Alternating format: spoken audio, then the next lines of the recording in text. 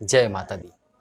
दोस्तों, करवा चौथ व्रत कार्तिक कृष्ण चतुर्थी को आने वाला एक व्रत है जो चौथ माता के लिए किया जाता है। और इस व्रत को स्त्रियां बहुत ही प्रिय से करती है, या यूं कहें कि ये व्रत स्त्रियों का सबसे ज़्यादा प्रिय व्रत है। इस दिन सौभाग्यवती स्त्रियां अपने पति की लंबी आयु के लिए और उत्तम स्वास्थ्य के लिए इस व्रत को करती हैं। दोस्तों, इस दिन भगवान शिव, माता पार्वती, गणेश जी, कार्तिकेय जी और चंद्रमा की पूजा की जाती है। दिन भर बिना अन्न खाए, बिना पानी पिए इस व्रत को स्त्रियां रखती हैं और शाम को चंद्रमा को अर्घ्य देने के बाद इस व्रत को खोलती हैं। दोस्तों, वैसे तो करवा चौथ व्रत की कई कहानियां हैं, कई कथाएं हैं, लेकिन सबसे जो लोकप्रिय कथा है उस कथा को आज हम आपको इस वीडियो में सुनाएंगे। तो आइए सुनते हैं करवा चौथ व्रत की लोकप्रिय कथा। एक गांव में एक साहूकार रहता था। वो अपनी पत्नी और अपने 7 बेटे और एक बेटी के साथ में उस गांव में रहता था। उसकी सबसे छोटी बेटी, उसका नाम था करवा। दोस्तों, उस साहूकार के 7 बेटों की शादी हो चुकी थी और 7 बहुएं घर में आ चुकी थी। और सेठानी यानी कि साहूकार की पत्नी अपनी 7 बहुओं के साथ में करवा चौथ का व्रत रखती थी। उसकी बेटी भी अपने ससुराल में खुशी खुशी जीवन व्यापन कर रही थी। एक बार जब करवा चौथ का व्रत आ रहा था, तब उसकी बेटी अपने मायके यानी कि साहूकार के घर आई और वहीं पे उसकी माँ और उसकी भाभियों के साथ में करवा चौथ व्रत को रखने लगी। उसके भाई यानी कि करवा के भाई करवा से बहुत स्नेह और बहुत प्यार करते थे। यहाँ तक कि वो पहले अपनी बहन को खाना खिलाते थे और उसके बाद ही वो हमेशा खाना खाते थे, यानी कि करवा उनकी लाडली बहन थी। तो उस दिन करवा ने करवा चौथ का व्रत रखा था, तो इसलिए भूख प्यास से व्याकुल वो दिन भर से हो रही थी। तो ये सब उसके भाइयों को देखा नहीं गया। अंत में उसके भाइयों ने कहा कि बहन, खाना खा लो, आ जाओ हमारे साथ खाना खा लो। तो करवा ने कहा कि नहीं भैया, मेरा आज करवा चौथ का व्रत है और जब तक चंद्रमा नहीं निकलेगा, मैं जब तक उसे अर्घ्य नहीं दूंगी तब तक मैं खाना नहीं खाऊंगी। ये बात सुनकर उसके भाई जो थे वो बहुत परेशान हो गए और व्याकुल हो गए।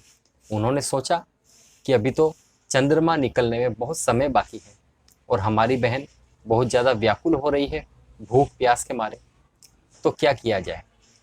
तो उन्होंने सोचा कि क्यों ना हम एक नकली चंद्रमा बनाकर उसे दिखा दें और उसका व्रत खोल दें ताकि वो खाना खा ले। और उन्होंने वैसा ही किया। उनमें से एक भाई पहाड़ी पर चढ़ गया और साथ में एक दिया और चलनी लेकर वो पहाड़ी पर चढ़ गया और वहां से दिए को चलनी में रखकर यानी कि चलनी की ओट में रखकर बाकी भाइयों ने करवा को कहा कि देखो बहन, चंद्रमा निकल आया है, अब तुम चंद्रमा को अर्घ्य देकर व्रत खोल सकती हो। करवा बहुत खुश हो गई। करवा ने अपनी भाभियों से कहा कि भाभी, चंद्रमा निकल गया है, आइए हम अर्घ्य देकर व्रत खोल लेते हैं।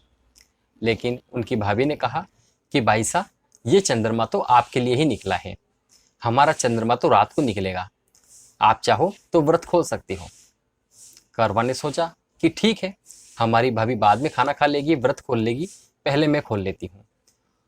तो वो उस नकली चंद्रमा को अर्घ्य देकर पूजा करके व्रत खोलने बैठ गई। और जैसे ही करवा ने पहला निवाला तोड़कर खाने की कोशिश की तो उसे छींक आ गई। उसके बाद जैसे ही उसने दूसरा निवाला तोड़कर खाने की कोशिश की तो उसमें बाल आ गया। और जैसे ही उसने तीसरा निवाला तोड़कर खाने की कोशिश की तो उसके ससुराल से बुलावा आया, ये समाचार आया कि उसके पति की मृत्यु हो चुकी है, इसलिए जल्द से जल्द उसकी बहू को यानी कि करवा को अपने ससुराल भेजें। ये सुनकर वो बहुत दुखी हुई और रोने लग गई।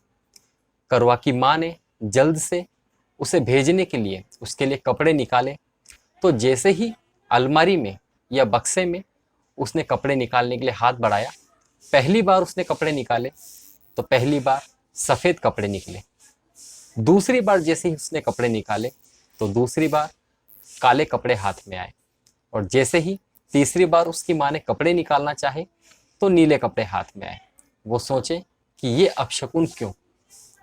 उसके बाद में जैसे तैसे करवा की माँ ने कपड़े देकर उसकी बेटी को जाने के लिए कहा और साथ में अपने पास से एक सोने का सिक्का करवा को साथ में दिया और कहा कि जब तक ससुराल ना पहुँचे तब तक जो भी औरत तुझे दिखे उसका आशीर्वाद लेना और जो भी तुझे अमर आशीष का वरदान दे उसे ये सोने का सिक्का देना और पाँव छूकर अपने पल्ले में गांठ बांध लेना।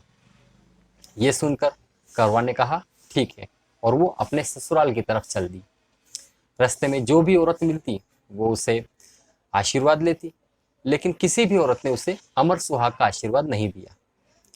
तो जैसे ही वो अपने ससुराल के दरवाजे पर पहुंची तो वो दरवाजे के अंदर पालने में सोती हुई उसकी जेठुड़ी यानी कि उसकी जेठ की लड़की जो पालने में सो रही थी उसे देखा और करवा ने उसके पाँव छुए तो उसकी जेठ की लड़की ने उसे आशीर्वाद दिया अमर सुहाग का। तो वो बहुत खुश हो गई और करवा ने सोने का सिक्का उस जेठुड़ी को हाथ में दिया और अपने पल्ले से गांठ बांध ली। उसके बाद अपने ससुराल में जब वो अंदर गई तो उसके सामने उसका मृत पति पड़ा हुआ था। अपने मृत पति को देखकर वो बहुत रोने लग गई। उसको अंतिम संस्कार के लिए जब ले जा रहे थे तो करवा ने मना कर दिया और वो जिद पर अड़ गई कि नहीं, मैं मेरे पति को नहीं ले जाने दूंगी और नहीं उसे जलाने दूंगी, मैं उसका अंतिम संस्कार नहीं करने दूंगी, मैं उसके साथ रहूंगी। चूंकि करवा चौथ के दिन उसके पति की मृत्यु हुई थी इसलिए करवा ने ये निश्चय किया कि मैं करवा चौथ से आने वाले करवा चौथ पर व्रत रखूंगी पूरी मन के साथ में, लगन के साथ में, और माता से प्रार्थना करूंगी कि मेरे पति को जिंदा कर दे। करवा ने आग्रह किया अपने ससुराल वालों से कि वो उसके लिए एक अलग से झोपड़ी, एक कुटिया बनवा दे, वो उसी में अपने पति के मृत शरीर के साथ में रहेगी, उसकी देखभाल करेगी। कुछ समय ऐसा ही निकला। ससुराल वालों ने करवा के लिए एक कुटिया बनवा दी और उनके पति के मृत शरीर को उसके साथ में रख दिया। सुबह शाम का खाना बचा कुचा जो भी होता था करवा के कमरे में भिजवा दिया जाता था, जो वो रूखी सूखी रोटी खाकर दिन गुजार रही थी। कुछ समय बाद माघ की तिलचौथ आई। करवा ने व्रत किया और माता का पूजन किया और माता से प्रार्थना की कि हे माता, मुझसे जो गलती हुई है उसके लिए मैं आपसे क्षमा मांगती हूँ। मुझे मेरी गलती का एहसास है, मुझसे भूल हुई है, मुझे पश्चाताप है। कृपया करके आप मेरी विनती सुने और मेरे पति को दोबारा से जिंदा करें। माघ की तिल चौथ आई। चौथ माता ने कहा कि बेटी, मुझसे बड़ी बैसाख की चौथ है, तू अगर उससे मांगेगी और अगर वो प्रसन्न होगी तो शायद कुछ हो सकता है। कुछ समय बाद बैसाख की चौथ आई। करवा ने वैसा ही किया। करवा ने बैसाख की चौथ पर व्रत किया और माँ का पूजन किया और माता से प्रार्थना की कि हे माँ, मेरे पति को आप दोबारा जिंदा कर दो, क्योंकि मुझसे भूल हुई है, ये अनजाने में हुआ है, इसमें मेरी ही गलती है, मुझे मेरी गलती का पश्चाताप है, मैं आपसे क्षमा मांगती हूँ और मेरे पति को आप दोबारा से जिंदा करें। तो बैसाख की चौथ माता उन्होंने कहा कि बेटी, मुझसे बड़ी भादुड़े की चौथ है, तू भादवे की चौथ का व्रत रख और भादवा की चौथ में तू माता से प्रार्थना करना, अगर वो हो सके तो वो तेरी प्रार्थना अवश्य सुनेगी। ऐसा ही हुआ।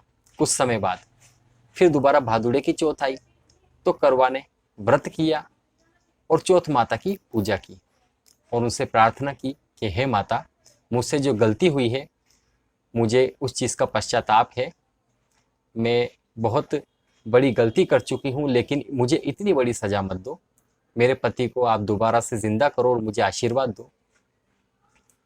तो चौथ माता ने कहा कि बेटी, तेरे ऊपर कार्तिक चौथ है और वो तुझसे नाराज हुई है, तेने उसके पाँव पड़ लिए और उससे प्रसन्न कर लिया, तो शायद वो तेरे पति को जीवित कर सकती है। तो उन्हीं के पैर पकड़ना और उन्हीं से प्रार्थना करना। ऐसा ही हुआ। कुछ समय बाद कार्तिक की कृष्ण चौथ आई तो करवा ने उस दिन चौथ माता का व्रत किया, पूजा की, प्रार्थना की। माता से पूजा और प्रार्थना करने के बाद में ये कहा कि हे माँ, मुझसे गलती हुई है, आप मेरी पूजा से प्रसन्न हो तो मुझ पर कृपा करो और मेरे पति को ज़िंदा करो। जो भी हुआ वो जाने अनजाने में हुआ। मैं अपनी गलती के लिए क्षमा मांगती हूँ, मुझे पश्चाताप है। आप मेरे पति को दोबारा से ज़िंदा करो। चौथ माता ने कहा कि क्यों रे, तेने तो मेरा व्रत तोड़ दिया था। तेने चंद्रमा उगने से पहले ही बिना चंद्रमा देखे मेरा व्रत खोल लिया और तोड़ दिया। तेने मेरे व्रत का अपमान किया है, तुझे सज़ा तो मिलनी ही चाहिए। करवा बोली कि हे माँ, मुझसे बहुत बड़ी गलती हुई है, मुझे इतनी बड़ी सज़ा मत दो। मैं आपसे प्रार्थना करती हूँ, चाहे तो कुछ और सज़ा दे दो, लेकिन इतनी बड़ी सज़ा मुझे मत दो। तो चौथ माता उसकी विनती से, उसकी प्रार्थना से, पूजा से प्रसन्न हुई और उसने कहा कि बेटी ठीक है, मैं तेरी पूजा प्रार्थना से प्रसन्न हूँ और जा, मैं तेरे सुहाग को आशीर्वाद देती हूँ कि वो दोबारा से जिंदा हो जाए। जैसे ही चौथ माता ने उसे आशीर्वाद दिया अमर सुहाग का, वैसे ही करवा का पति नींद में से उठ खड़ा हुआ और कहने लगा कि आज कई दिनों बाद मुझे बहुत देर तक नींद आई है और बहुत अच्छी नींद आई है। तब करवा ने अपने पति को बताया कि आपको नींद नहीं आई थी, बल्कि 1 साल से आप मृत पड़े थे और वो भी मेरी गलती की वजह से। और मैंने चौथ माता से पूजा की, उनकी प्रार्थना की, तो वो प्रसन्न होने के बाद में उन्होंने मुझे अमर सुहाग का आशीष दिया, जिससे आप दोबारा से जिंदा हुए। तो उसका पति बहुत खुश हुआ और उसके पति ने अपनी पत्नी करवा से कहा कि हमें करवा चौथ का, यानी कि चौथ माता का विधि विधान से उनकी पूजा करनी चाहिए, उनकी प्रार्थना करनी चाहिए। वो बात कर ही रहे थे, उतनी ही देर में करवा की ननद खाना लेकर उनके कमरे के पास में आ रही थी।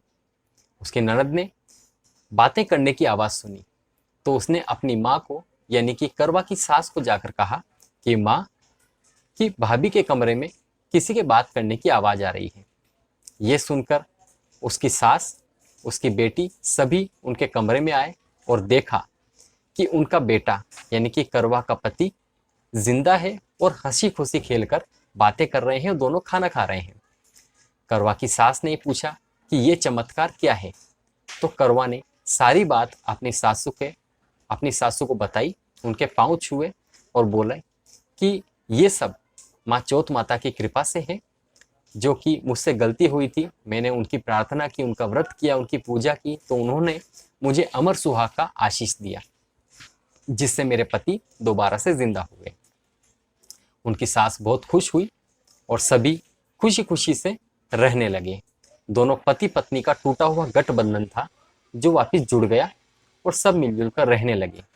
हे चौथ माता, जिस तरह से आपने करवा को उसका पति दिया है, अमर सुहाग का आशीष दिया है, उसी तरह से आप सभी को अमर सुहाग का आशीष दें और सबका मंगल करें। बुरा मानने वालों को, हुंकारा भरने वालों को आप क्षमा करें और उन्हें भी अमर सुहाग का आशीष दें। बोलो मंगल करनी, दुख हरनी, चौथ माता की जय। दोस्तों, ये थी चौथ माता की लोकप्रिय कहानी, जो कि सर्वाधिक मानी जाती है। धन्यवाद। जय चौथ माता।